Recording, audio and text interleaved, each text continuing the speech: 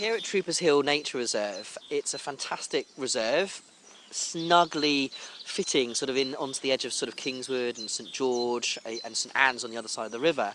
And the fantastic thing about this is, although we're in quite a suburban area here, this part here has actually got quite a lot of woodlands, quite a lot of open habitat.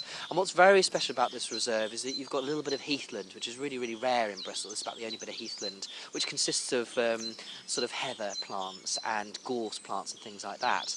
So we've got up really early today, really, to be able to hear the birds that are actually singing here.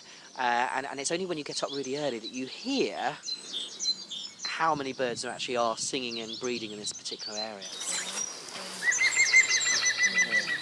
That one.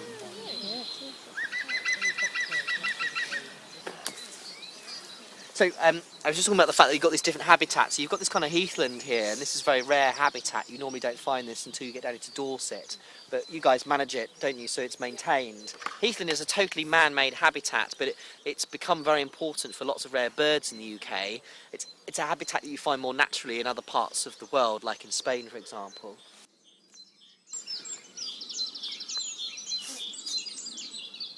We've got lots of trees just edging on this area of suburban, really. So actually we're talking about typical maybe garden birds, like blackbirds for example, but also quite a lot of summer warblers. So we've got small birds called chiffchaffs and willow warblers and blackcaps, which tend to only summer here. They've been wintering, for example, down in Spain and Portugal and North Africa. And also other small birds like wrens and robins, finches like linnets and green finches, and also green woodpeckers, which like to feed on ants and ant nests on the more sort of open, sunnier southern slopes of the reserve.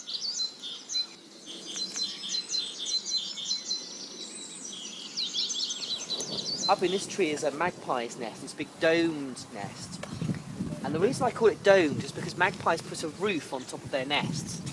Although we might be familiar with hearing that magpies tend to perhaps steal the eggs and chicks of other birds, they also get predated themselves.